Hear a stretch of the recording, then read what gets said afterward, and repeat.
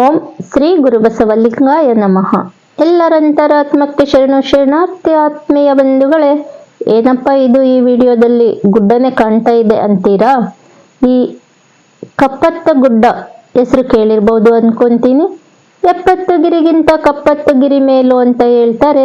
ಕರ್ನಾಟಕದ ಸಹ್ಯಾದ್ರಿ ಸಸ್ಯ ಕಾಶಿ ಅಂತಾನೆ ಹೇಳ್ತಾರೆ.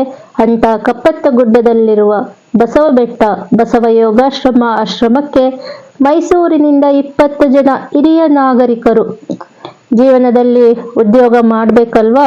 ಭಗವಂತ ಎಲ್ಲದಕ್ಕೂ ಒಂದೊಂದು ಸಮಯವನ್ನ ನಿಗದಿಪಡಿಸಿರ್ತಾನಲ್ವಾ? ಅದೇ ರೀತಿ ಇವರು ಕೂಡ ಉದ್ಯೋಗವನ್ನ ಮುಗಿಸಿ ಈಗ ನಿವೃತ್ತಿಯನ್ನ ಹೊಂದಿ ಸುಮ್ಮನೆ ಮನೇಲಿ ಕುತ್ಕೊಳ್ಳೋದೇನು ಅಂತ ಒಂದು ಒಳ್ಳೆಯ ಉತ್ತಮವಾದ ಕಾರ್ಯವನ್ನ ಕೈಗೊಂಡಿದ್ದಾರೆ. ಏನಂತೀರಿ? ಪ್ರತಿ ವರ್ಷನೂ ಸಮಯ ಸಿಕ್ಕಾಗೆಲ್ಲ ಪ್ರವಾಸ ಮಾಡುವಂಥದ್ದು.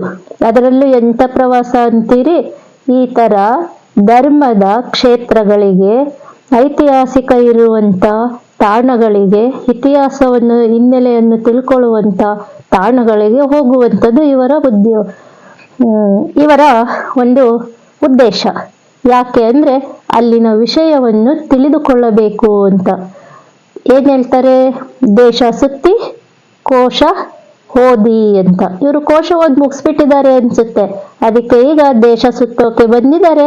ಈಗ ಇಲ್ಲಿ ಕಪ್ಪತ್ ಗುಡ್ಡವನ್ನ ಆಯ್ಕೆ ಮಾಡ್ಕೊಂಡಿದ್ದಾರೆ. ಮುಂದೆ ಅವರಿಂದನೇ ಕೇಳೋಣ ಅನುಭವದ ಮಾತನ್ನು.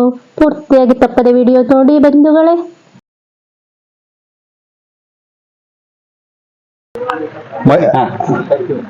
ನಾವೆಲ್ಲ ಒಟ್ಟು 19 ಜನ ಮೈಸೂರಿಂದ ಹಿರಿಯ ನಾಗರಿಕರು ಬಂದಿದ್ದೀವಿ ಬಸವ ಯೋಗಾಶ್ರಮಕ್ಕೆ. ಸೊ ಈ ಜಾಗ ನಮಗೆ ತುಂಬ ಚೆನ್ನಾಗಿ ಕಾಣಿಸ್ತಾ ಇದೆ ನೋಡೋಕ್ಕೆ ಆಚೆ ಕಡೆಯಿಂದ. ಈಗೆಲ್ಲ ನಾವೆಲ್ಲ ಒಳಗಡೆ ಬರ್ತಾ ಇದ್ದೀವಿ. ಸೊ ಈ ಜಾಗದಲ್ಲಿ ಇವಾಗ ನಾವು ಒಂದು ಸ್ವಲ್ಪ ಹೊತ್ತು ಸುಧಾರಿಸ್ಕೊಂಡು ಈ ಜಾಗದ ವಿಶೇಷಗಳನ್ನು ತಿಳ್ಕೊಳ್ಳೋದಕ್ಕೆ ಬಂದಿದ್ದೀವಿ ನಾವು ಇವಾಗ. ಶರಣು ಶರಣಾರ್ಥಿಗಳು ಮಾತಾಡಿ. ನಾವು ನಿಮ್ಮ ಆಶ್ರಮ ನೋಡ್ಬೇಕಂತ ತುಂಬಾ ಆಸೆಯಿಂದ ಮೈಸೂರಿಂದ ಬಂದಿದ್ದೀವಿ. ಅಂದ್ರೆ ಇಲ್ಲಿ ಸುತ್ತಮುತ್ತ ನಾವು ಪ್ರವಾಸ ಬಂದಿದ್ವಿ. ಹಾಗೆ ನಿಮ್ಮ ಆಶ್ರಮನು ಸಹ ವಿಸಿಟ್ ಮಾಡ್ಬೇಕಂತ ಆಸೆ ಇತ್ತು. ಸೊ ಅಲ್ಲಿ ವೀರೇಶ್ ಗುರುಜಿ ಅವರು ಮೈಸೂರಲ್ಲಿ ನಮಗೆ ಅಲ್ಲೆಲ್ಲ ಇದನ್ನ ನಡೆಸ್ತಾ ಇದ್ದಾರೆ. ಸೊ ಅದೆಲ್ಲ ಚಿಕಿತ್ಸೆ ಮತ್ತೆ ಯೋಗ ಎಲ್ಲ ಹೇಳ್ಕೊಡ್ತಾ ಇದ್ದಾರೆ ನಮಗೆ. ಅದೆಲ್ಲ ನೋಡಿ ನಿಮಗೆ ತುಂಬಾ ಇಷ್ಟ ಆಯ್ತು. ಇಲ್ಲಿ ಬಂದು ಇದೆಲ್ಲ ನೋಡಿ ಹೇಗೆ ಏನು ಔಷಧೀಯ ಸಸ್ಯಗಳು ಏನೇನಿದೆ ಎಲ್ಲ ನೋಡ್ಬೇಕು, ತಿಳ್ಕೊಳ್ಬೇಕು ಅಂತ ಆಸೆ ತುಂಬಾ ಇತ್ತು. ಅದಕ್ಕೋಸ್ಕರ ನಾವು ಇದನ್ನ ಈಗ ಕಪ್ಪತ್ ಗುಡ್ಡಕ್ಕೆ ಹೋಗ್ಬಿಟ್ಟು ಬಂದ್ವಿ. ಅಲ್ಲೆಲ್ಲ ನೋಡ್ಕೊಂಡು ಸೊ ನಿಮ್ಮ ಆಶ್ರಮನು ವಿಸಿಟ್ ಮಾಡಿ ಹೋಗ್ಬೇಕು ಅಟ್ ಎನಿ ಕಾಸ್ಟ್ ಅಂತ ಅಂದ್ಬಿಟ್ಟು ನಾವಿಲ್ಲಿ ಬಂದಿದ್ವಿ. ತುಂಬಾ ಶರಣು ಶರಣಾರ್ಥಿಗಳು ಗುರುಜಿ, ನಿಮ್ಮನ್ನ ಧನ್ಯವಾದಗಳು. ರೆಸ್ಟ್ ಮಾಡ್ರಿ, ಪ್ರಸಾದ ರೆಡಿ ಇದೆ. ಬಂದ ತಕ್ಷಣ ಒಂದು ದಿವ್ಯವಾದ ಕ್ಷೇತ್ರ ಅನ್ನೋ ಭಾವನೆ ಬರುತ್ತೆ. ಸಿದ್ದೇಶ್ವರ ಅಪ್ಪ ಅವರ ಫೋಟೋ ಹಾಕಿ ನೋಡಿದಾಗ ನಮಗೆ ತುಂಬಾ ಮನಸ್ಸಿಗೆ ಸಂತೋಷ ಆಯ್ತು. ಸತ್ಸಂಗ ನಡೆಯೋದು ಚಿಂತನ ಮಂಥನ ಕಾರ್ಯಕ್ರಮ ಅಪ್ಪ ಅವರು ಕೂತ್ಕೊಳ್ಳೋರು. ಅದು ಮುಗಿಸ್ಕೊಂಡು ಪ್ರಸಾದ ಅಲ್ಲೇ ರಾಜೇಂದ್ರ ಭವನದಲ್ಲಿ ಆಗೋದು, ಪ್ರಸಾದ ತಗೊಂಡು ಬರೋವು. ಇದು ಸುಮಾರು ಒಂದು 10 ವರ್ಷಗಳಿಂದ ನಡ್ಕೊಂಡ್ ಬಂದಿರೋಂಥದ್ದು. ಸಿದ್ದೇಶ್ವರಪ್ಪ ಅವರ ಅನುಗ್ರಹ, ಈ ತರ ಹಿರಿಯರ ಆಶೀರ್ವಾದ. ಅಪ್ಪ ಅವ್ರ ಮನೆಗೆ ಬಂದು ನಮಗೂ ಆಶೀರ್ವಾದ ಮಾಡಿದ್ರು ಸಿದ್ದೇಶ್ವರಪ್ಪ ಅವರು. ನಮಗೆ ಇವತ್ತು ಬಂದಾಗ ಇಲ್ಲೇ ಸಿದ್ದೇಶ್ವರಪ್ಪ ಅವರು ಇದ್ದಾರೆ, ನಾವು ತಿರ್ಗಾ ಅಲ್ಲಿಗೆ ಬಂದು ನಾ ಮನೆಗೆ ಅನ್ನೋ ಅಂತ ಭಾವನೆ ನಮ್ಗೆ ಬರ್ತಾ ಇದೆ. ಇಲ್ಲಿಗೆ ಬಂದಾಗ ನಮಗೆ ಏನು ಅಂದ್ರೆ ಒಂದು ಯೋಗಾಶ್ರಮ, ಬಸವ ಯೋಗಾಶ್ರಮ ಅಂತ ಇದೆ. ಇದು ಬಸವ ಯೋಗಾಶ್ರಮದಲ್ಲಿ ನಮಗೆ ಏನು ಮುಖ್ಯವಾಗಿ ಏನು, ಯೋಗಾಶ್ರಮದಲ್ಲಿ ನಾವು ಮನುಷ್ಯ ಯೋಗ, ಆ ಯೋಗ ಅನ್ನೋದು ಏನ್ ಹೇಳ್ತೀವಿ, ಜೀವಾತ್ಮ ಪರಮಾತ್ಮನ್ನ ಸೇರ್ಬೇಕು, ಅದು ಯೋಗ ಅನ್ನೋಂತ ವಿಚಾರ ಹೇಳ್ತಾರೆ. ಅದರಲ್ಲಿ ಫಸ್ಟ್ ನೀನು ಮಾನವನಾಗು ಅನ್ನೋ ವಿಚಾರನ ಹೇಳ್ತಾರೆ. ಮಾನವನಾಗಬೇಕು, ಮಾನವನಿಂದ ನೀನು ಮುಂದಕ್ಕೆ ಹೊರಿಬೇಕು ಅಂತ. ಅದರಲ್ಲಿ ನಮ್ಮ ಜೀವನದಲ್ಲಿ ನಮಗೆ ಅರಿಷಡ್ ವರ್ಗಗಳು ಇದೆಲ್ಲ ಬಂದು ನಮಗೆ ತೊಂದರೆ ಕೊಡ್ತಾ ಇರುತ್ತೆ.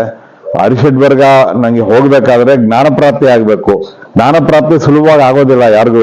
ಜ್ಞಾನ ಪ್ರಾಪ್ತಿ ಆಗ್ಬೇಕಾದ್ರೆ ಒಂದು ಗುರುಗಳ ಸಾನ್ನಿಧ್ಯದಲ್ಲಿ, ಒಂದು ಸತ್ಸಂಗದಲ್ಲಿ ಮಾತ್ರ ಇದು ಆಗ್ಲಿಕ್ಕೆ ಸಾಧ್ಯ ಇದೆ. ಸತ್ಸಂಗದ ಜಾಗ ಇಲ್ಲಿ ಬಂದ್ರೆ ಎಲ್ಲರಿಗೂ ಮನುಷ್ಯನಿಗೆ ಮುಕ್ತಿ ಹೊಂದಲಿಕ್ಕೆ ಜಾಗ ಆಗತ್ತೆ ಅನ್ನುವಂಥದ್ದು ವಿಚಾರ ನಮಗೆ ತಿಳಿದಿದೆ. ತುಂಬಾ ಸಂತೋಷ ಆಗಿದೆ ಇವತ್ತು. ಎಲ್ಲರಿಗೂ ಒಳ್ಳೇದಾಗ್ಲಿ. ನಮಗೆ ಇಲ್ಲಿ ಬಂದಾಗ ಮಾತೆಯವರು ನಮ್ಮನ್ನ ಇದು ಮಾಡಿದ್ದಾರೆ. ನಾವೆಲ್ಲರೂ ಪುಣ್ಯವಂತರು. ಇದೇ ರೀತಿ ನಮಗೆ ಉತ್ತಮ ಮಾರ್ಗದಲ್ಲಿ ಮುಂದುವರಿಯುವಂತ ಅವರು ಆಶೀರ್ವಾದ ಮಾಡಲಿ. ಪ್ರಸಾದ ವಿನಿಯೋಗ ಮಾಡ್ತಾ ಇದ್ದಾರೆ ಅವರು. ಪ್ರಸಾದ ಸ್ವೀಕಾರ ಮಾಡಿದ ತಕ್ಷಣ ನಮ್ಮಲ್ಲಿರುವಂತಹ ಕೆಟ್ಟ ಇದೆಲ್ಲ ಹೋಗ್ಲಿ, ಅಮೃತದಂತೆ ನಮ್ಮ ದೇಹದಲ್ಲಿ ಇದಾಗಿ ನಮ್ಮ ಬಾಳು ಸಾಕಾರವಾಗಲಿ, ನಮ್ಮ ಜೀವನ ಸಾಫಲ್ಯವಾಗಲಿ. ಕೇಳಿದ್ರಲ್ವಾ ಬಂಧುಗಳೇ, ನಮ್ಮಲ್ಲಿರ್ತಕ್ಕಂಥ ಅರಿಷಡ್ ವರ್ಗಗಳನ್ನು ಹೇಗೆ ನಿಗ್ರಹಿಸಿಕೊಳ್ಳಬೇಕು ಎಂಬುದರ ಮಾರ್ಗ ಇಂಥ ತಾಣಗಳಲ್ಲಿ ಸಿಗುತ್ತದೆ. ಇಂಥ ತಾಣಗಳಲ್ಲಿ ಪ್ರಸಾದ ಮಾಡಿದರೆ ನಮ್ಮ ಅಂಗವೆಲ್ಲ ಪ್ರಸಾದಮಯವಾಗ್ತದೆ ಅಂತ ಹೇಳಿದ್ರು ಅಣ್ಣವರು. ಹಾಗೆ ಇನ್ನು ಮುಂದಿನ ಅನುಭವಿಗಳ ಅನಿಸಿಕೆಗಳನ್ನು ಮುಂದಿನ ಸಂಚಿಕೆಯಲ್ಲಿ ವೀಕ್ಷಿಸಿ. ನೀವು ಕೂಡ ಈ ಆಶ್ರಮಕ್ಕೆ ಒಮ್ಮೆ ಭೇಟಿ ಕೊಡಿ ತಪ್ಪದೆ. ಶ್ರೀ ಬಸವ ಯೋಗಾಶ್ರಮ, ಬಸವ ಬೆಟ್ಟ, ಕಪ್ಪತ್ಕೆರೆ, ಕಡ್ಕೋಳ, ಶಿರಾಟ್ಟಿ ತಾಲೂಕ್, ಗದಗ ಡಿಸ್ಟಿಕ್. ಮುಂದಿನ ಸಂಚಿಕೆಯಲ್ಲಿ ಭೇಟಿಯಾಗೋಣ ಆತ್ಮೀಯರೇ. ಅಲ್ಲಿಯವರೆಗೂ ನಿಮ್ಮ ಅಂತರಾತ್ಮಕ್ಕೆ ಶರಣಾರ್ಥಿಗಳು.